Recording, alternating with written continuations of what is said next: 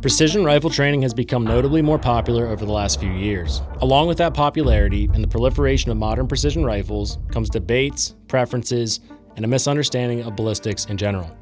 Most people are looking for the proverbial do-it-all caliber, and most calibers are a compromise. But one thing remains true.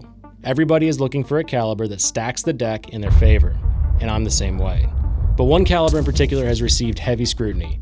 I've been told that this caliber is ineffective even at distances as close as 500 yards. It's not regularly recognized or accepted as a distance caliber, but I ended up landing consistent shots over 850 yards and ended up stretching its legs out to 1100. I fell in love with a caliber others love to hate.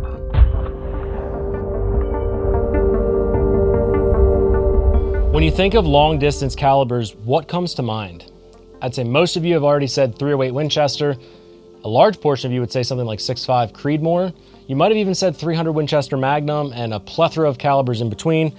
You might have said something like 6mm ARC or .300 PRC or any of the newer calibers that keep taking the market by storm in pursuit of that perfect caliber for long distance shooting.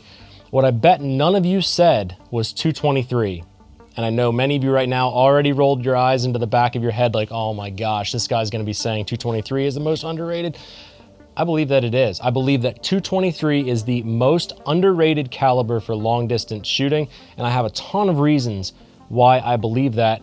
And one notable thing that I wanted to mention is so many of us already have this caliber. We've got AR-15s like what I have on the table here. This is my 20-inch Zion 15. We'll talk about it in a second. But so many of us already have this caliber. You already have a tool in your toolbox to be able to go shoot long distances. But most people would present some objections. And I want to talk about that for a second, because the number one objection that I'll see is people truly believe that .223 is ineffective past 500 yards.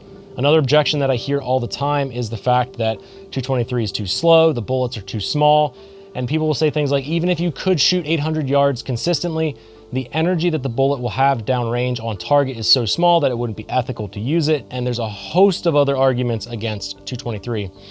And I want to be very clear here. I'm not advocating that .223 is the best caliber for long-range shooting. I am saying it is the most underrated caliber for long-distance shooting. And we're going to talk about all those objections. We're going to talk about my build, my 20-inch AR-15, and also the Haley Strategic D5 Precision course, where I got to put bullets to steel and paper out to 1,100 yards to prove that .223 is a viable caliber, but we will talk about all that in a minute.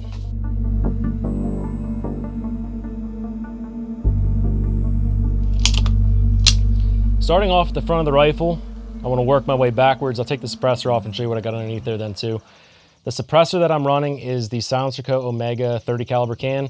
This was the first suppressor that I ever purchased, and I bought this back, I believe, in 2015, back when the tax stamps took about a year to process. So I bought it and waited about a year. We've got Silencerco's ASR flash hider. You can see it's crusty as heck. This gun has been run extremely hard, and it runs extremely well. Coming back a little bit, talking about the barrel, it's a Faxon 20-inch fluted match barrel. This is a .223 Wild barrel. It is a 1-in-8 twist, which is mint. 1-in-8 twist is my favorite twist rate on any .223. Coming back a little bit more, we've got a Superlative Arms bleed off direct impingement gas block, so you're able to adjust that for perfect cycling. It's an amazing setup. The bipod is an Atlas Cal, C-A-L. I don't know if you call it Cal or just C-A-L. This is the bipod I was running primarily with this rifle as well. It's got a great stance, great adjustability. You can adjust cant tension back here. It proved very awesome. I was also running the Atlas V8 bipod on my PWS 6mm ARC. I think the thing that I really liked about the Cal versus the V8 is just the legs don't rotate. They don't spin on you. They're locked into position. And on top of that, it's got a little bit wider of a V, which I felt like added to some stability. Moving back a little further, we've got the Cloud Defensive Rain 2.0 Lite. We've got a Sentry strap here that I don't currently have in use. Another Sentry strap back here. The sling is a Flatline Fiberco sling. The rifle itself started off life as an IWI Zion 15. They are one of my favorite, if not my favorite AR-15s, simply because they're affordable, they run amazing. And on top of that, they're machined out. So for me, I made this one a machine gun. It's got the second sear. It's got a Geisley Super Select Fire trigger. and it's already milled for that. I just had to drill the hole and put the second sear in. On the bottom here, so that's the upper and the lower. We've got an IWI Zion 15. The magwell is from Parker Mountain Machine. Super awesome aluminum magwell. It's very flared, looks very good, works really well. Charging handle, just stock. Buffer tube, stock. This is I think it's a B5 stock that came with this particular rifle. The grip, I believe, is also B5. I like that this grip has a little bit more of a vertical angle, so when we're getting prone and we're shooting precision rifles, I'm able to have a proper hand angle instead of my wrist being rocked all the way forward into an awkward position. This works really well. Up on top, we've got one of Vortex 34 millimeter cantilever mounts. It's just a super basic mount. This scope is the Vortex Venom 5-25 first focal plane scope. I've got a lot of opinions on this scope now that I ran it a lot during that D5 precision rifle course. I'm going to save most of my feedback on this scope for a totally separate video. I plan to do a review of at least 3 of the Vortex optics offerings that I have from this Venom 5-25. I've got the Razor, I think it's a 4.5-22, and I have a Strike Eagle 3-18, all milliradian, all first focal plane, all have their strengths and weaknesses. I'll give you a 30-second rundown of this particular scope. My biggest gripe with this scope is the turrets do not lock. So when you're transporting this rifle, it's super easy to bump those turrets. So you really got to pay attention to that. And the clarity of the glass is not as good as even the Strike Eagle, that 3-18. And it is definitely not as good as the Razor 4.5-22. On top of that, the last gripe that I had with this is the parallax is not as crystal clear as you're dialing it in on different distances. It does have a little bit of a haze to it, especially as you are on that higher power. I kept it around 12 to 18 power most of the class. I really didn't touch 25 power because out at like 8, 900, 1000, 1270, it was just kind of hazy in this optic. But you got to keep in mind, it's a very budget-oriented optic. It was perfectly acceptable. I'll dive deeper into that optic in another video. But aside from that, the ammunition that I was running in this particular rifle is the Hornady 73 grain ELD match ammunition. And maybe we'll put a screenshot of my phone of some of the averages as far as velocity and standard deviation and all that good stuff. I will say with that ammunition and this rifle at 100 yards, 12 shot groups are a jagged hole. They're just stacking on top of each other.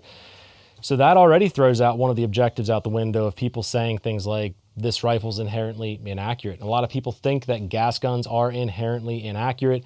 That could not be further from the truth. You have to run quality ammo, have a quality barrel, quality rifle, quality QC. Everything has to be done right, but you can get an extremely accurate rifle. The biggest gripe that I had about this particular ammunition was the standard deviation was always 2 digits. And what I mean by that is usually the standard deviation was like 18 to like 25 feet per second, round to round. Now, if I went into my Garmin app and I deleted out the outliers, it did tighten up, but I think the best standard deviation I got was like 13 or 14 feet per second.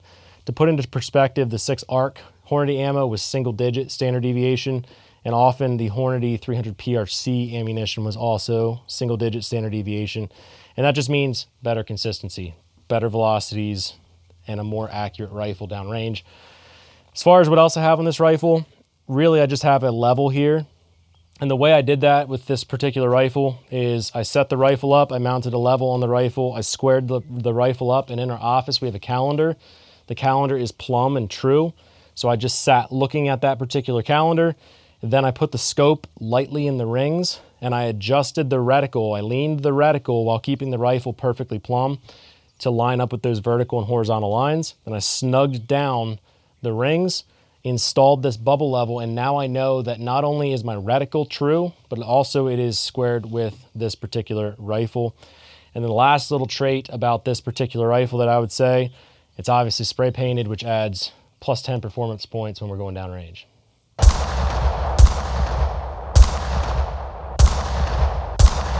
I took the D5 precision rifle course put on by Haley Strategic because I needed to get versed in precision rifle shooting.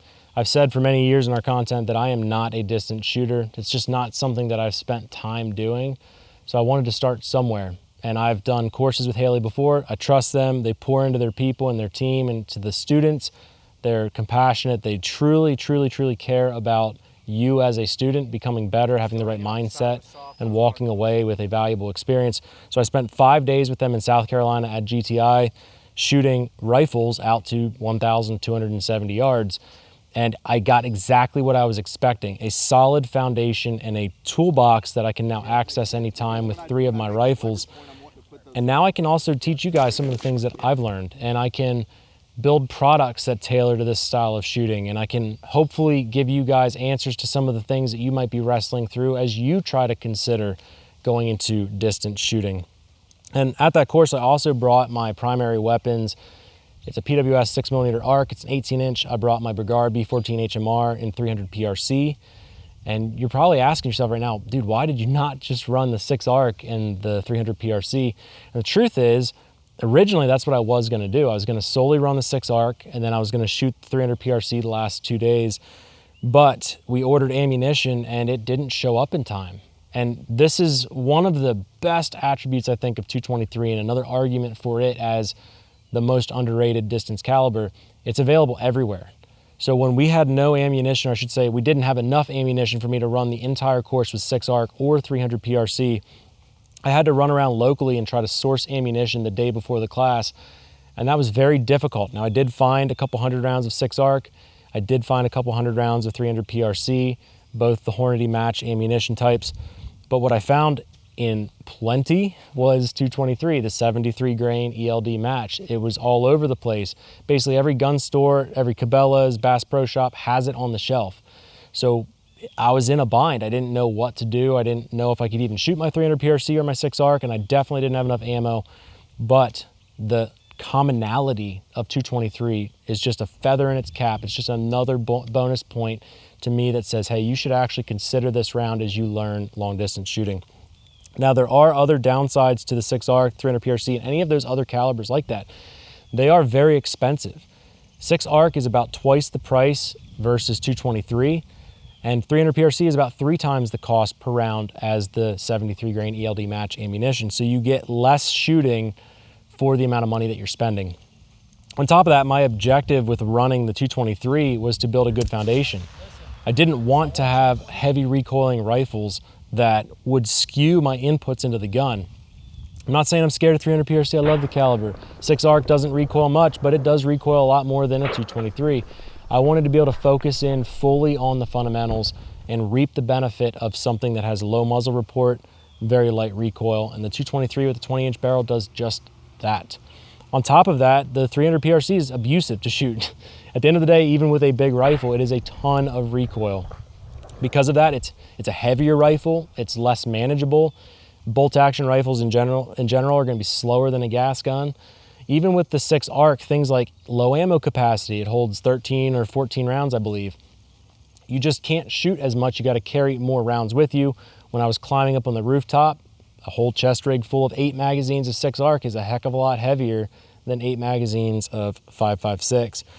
And because of all of that, I just think that those 2 rifles are not necessarily as well-rounded as a 20-inch AR-15. They're still very capable. But when we're starting out and we want to focus in on those fundamentals, I think that focusing in on a rifle that has low recoil, low muzzle blast is just such a solid move. And even though I was shooting 1,100 yards with a rifle that is, in many people's eyes, not worthy of that kind of a task, you have to keep in mind that the bullet in those distances, 800, 900 yards, we're still going over 1,100 feet per second. And I know that that's slow, but when we look at like a handgun, your 9mm is shooting rounds at about the same speed. So we still have a very fast bullet going down range. Is it the right bullet for the job that you are setting out to perform, to do, to execute? Maybe not. But we're talking strictly here about fundamentals, learning how to shoot precision rifles at long distances. So through this whole experience, my eyes were open to the fact that 223 in the right platform with the right barrel length, the right ammunition is not only an extremely capable round. To me, going back, I'm so happy that I decided to use it as my primary for the first 2 or 3 days of the class because it forced me to focus on fundamentals. And even though many of you still hold that objection that, hey, it's not the right round for distance, what I will say is I look at 223 like many people look at 308 nowadays. With 308, it used to be kind of a cutting edge cartridge. It was the go-to for long distance shooting. Anymore, there's just so many better calibers, but people still flock back to the 308 because it forces you to do the math. It forces you to dial properly. It forces you to hold more for wind. The same thing can be said for the 223. Because I didn't have high recoil, because I didn't have necessarily the fastest, flattest shooting around, I had to do a lot to make those hits. But when you lay down and out to 850, you're doing first round impacts with a rifle like this, it is confidence inspiring. And the whole time I didn't worry about massive recoil, overly heavy guns, or overly loud guns. I got to just simply reap the benefit of learning those fundamentals. And while it is true that it was harder to track the bullets, it was really hard to see any vapor trails, misses, and even impacts out at longer distances over 700 or 800 yards. They were difficult to spot just due to the size of the bullet and how slow it was going, but they were possible to see. I was able to get those first round impacts. I was able to reach out and stretch its legs, and I reaped the benefit of that. And also, this was the most accurate rifle that I brought to the class. It was a jagged hole at 100 yards, and it carried that accuracy through no matter how far I was shooting. And on top of that, all the skills that you learn on a platform like this directly transfer over to my 6mm ARC and my 300 PRC.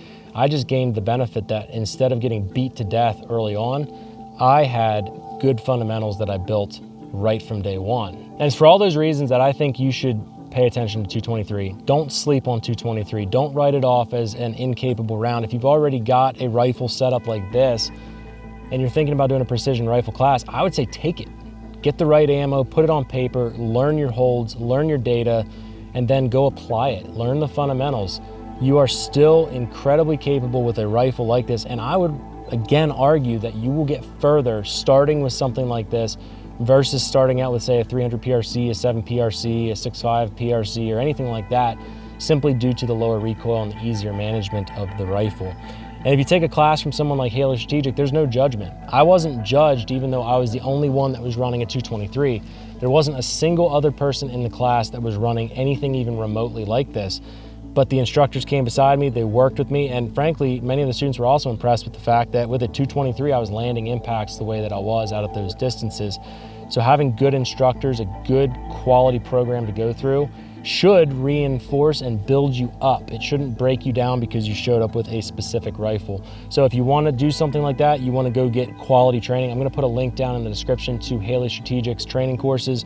I'd encourage you to check them out. I don't make any money from it if you decide to buy one of their courses, but I promise you'll get some great return on your investment because they care about you and they're going to train you well. And on top of that, guys, if you want the best steel in the business and you want to invest in yourself even further, or you're shooting long distance and you're sick of your targets that barely ring and they just have a dull thud, check out TA Targets, our website. We make the best steel targets, in my opinion, on the planet. We back them up with an amazing warranty.